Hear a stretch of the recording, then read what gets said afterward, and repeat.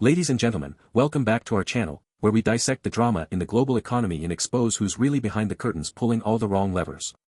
Today, we're diving deep into the malaise of the global financial markets and how the powerful elite have steered us into yet another corner. It's like watching the same bad movie play on repeat, but hey, as they say, history repeats itself when no one's paying attention. Except for us.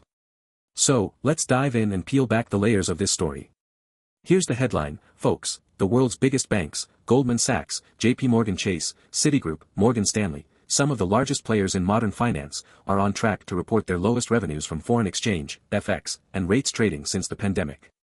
According to Coalition Greenwich, revenues from trading G10 rates are expected to hit $32 billion, down 17% from last year, and FX trading revenues are forecast to drop 9%, landing at $16.7 billion.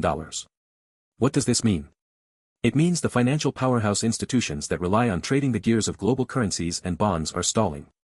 Banks, hedge funds, and traders alike are increasingly paralyzed by, drumroll please, the very policies and macroeconomic uncertainty that were supposed to stabilize markets. The irony, right? But wait, the plot gets thicker. Coalition Greenwich also sees further pain coming. Rates trading revenues are projected to decline even further to $30.9 billion in 2025 and $28.1 billion in 2026. On the flip side, FX trading revenues might see a tiny bump to $17.2 billion and $17.6 billion, respectively.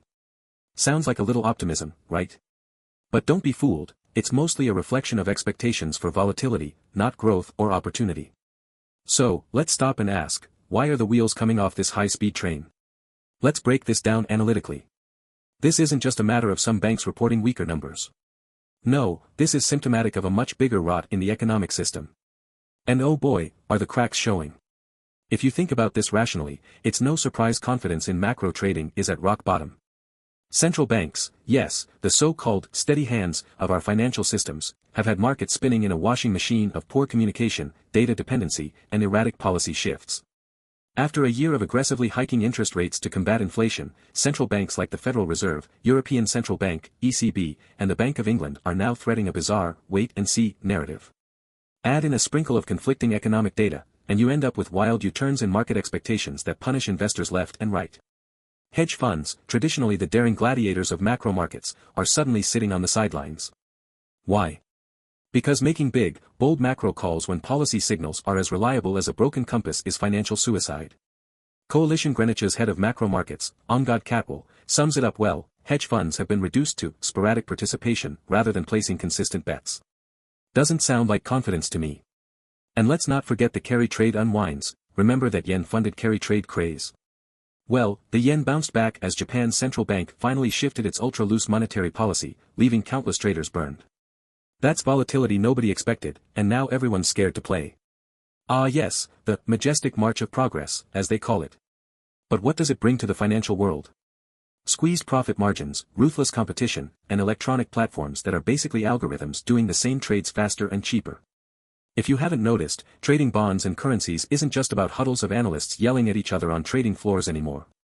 Today, non-bank market makers like Citadel and Virtu Financial dominate the space, leveraging speed and analytics to eat up a bigger share of the pie. Even FX trading, once an institution-dominated market, is no match for these market-making giants.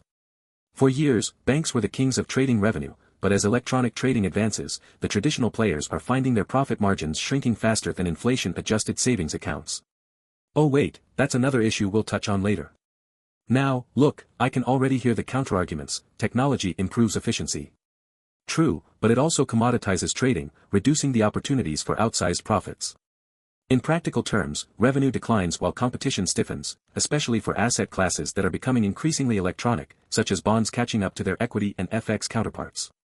Ladies and gentlemen, we are heading into peak uncertainty.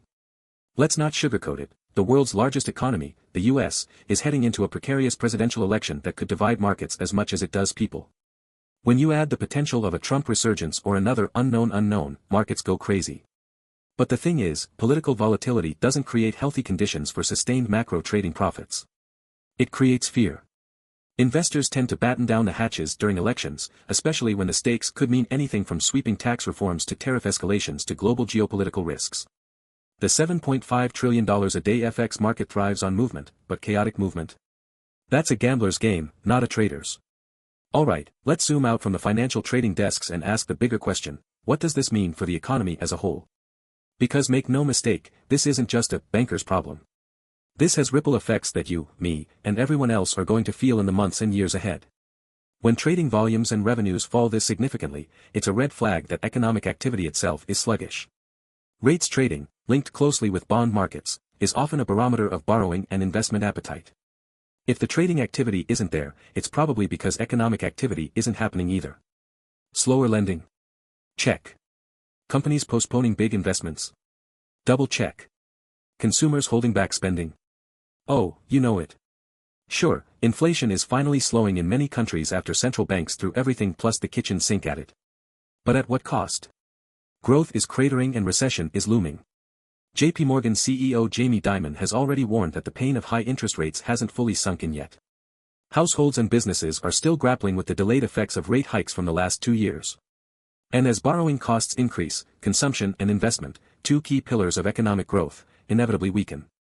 And while we're on the topic of borrowing, let's talk about corporate debt. If rates trading is sluggish now, it's because corporations remain highly leveraged after a pandemic-driven borrowing spree, and rising rates are starting to bite.